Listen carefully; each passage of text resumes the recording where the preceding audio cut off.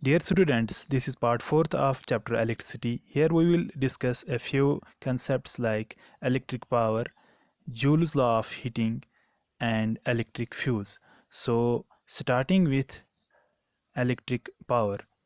Dear students, as we know that power is defined as the rate of doing work. So, what is electric power? In electric power is defined as the rate at which electric current is used or dissipated or consumed. So, we can say if W is the work done and T is the time, then the power is said to be equal to work done upon time. We also know that work, that is the electrical energy stored in a body, that is equal to I square RT. Therefore, power is equal to I square RT upon T. So T and T will cancel out and we get power is equal to I square R. Or by using Ohm's law, we can also get power is equal to V into I. The SI unit of electric power is watt. We can define 1 watt of power as an object is said to be having 1 watt of power when on applying a potential difference of 1 volt across its ends, an electric current of 1 ampere flows through it. So this is all about electric power. Now we will see what is the thermal effect of electric current or the heating effect of electric current. When an electric current flows through a circuit or a resistor, it may produce many effects like magnetic field around itself or light and sometimes heat. This production of heat by the flowing of electric current via a circuit or a resistor is known as heating effect of electric current or thermal effect of electric current. As here we can see, if a current of I flows through a resistor of resistance R for a time of t, the charge flowing through it will be Q, and the work done in moving the charge through this potential difference of V volts is equal to Q into V. And also the power can be calculated as power is equal to V into I. So the heat generated or heat energy produced will be equal to power into time, or by using Ohm's law we know that power is equal to V into I. So heat energy produced is equal to VIT. According to Ohm's law, we also know that V is equal to IR. So the heat generated in an electric circuit is equal to I square RT. It was James Prescott Joule who formulated a law that quantified the heating effect of electric current, and this law is known as Joule's law of heating.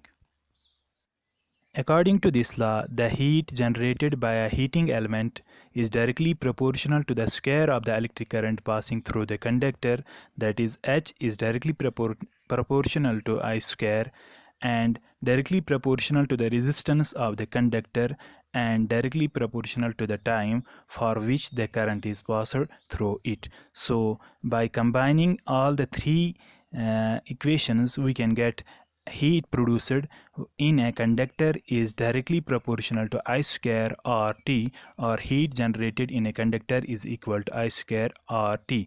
This is the formula of Joule's law. Now we will see what is an electric fuse. What is actually an electric fuse? It is a device that is based upon the heating effect of electric current, or we can say Joule's law of heating. An electric fuse is a safety device that is connected or with the electric circuits for the purpose to protect the electric circuits and appliances from high voltage or fluctuating voltage. Electric fuse is nothing but simply a piece of wire that is connected with the two metal strips. This piece of wire has some special properties that makes it to be connected in the series with the electrical appliances and electric circuits in order to prevent them from excessive voltage or excessive currents. A fuse wire has a property of high resistivity and low melting point. How an electric fuse works? An electric fuse is always connected in series with the circuit to be protected or with the appliance to be protected. So the electric fuse that is connected in series allows all the current to pass via it. So in case there is a heavy current or fluctuating current, the fuse will melt. How it melts actually, it depends upon the heating effect of electric current. So when the electric current is increased or a heavy current flows via the fuse wire, due to the heavy current, enlarged or enormous heat is produced that causes melting of the fuse wire. This melting of fuse wire breaks the circuit and as such does not allow the current to flow through the electrical appliances or the circuit, thus protecting our electrical appliances and circuits from high currents. So here we can see that when a heavy current comes from the outer source, before actually getting into our electrical appliance or the circuit, we let it pass through the fuse.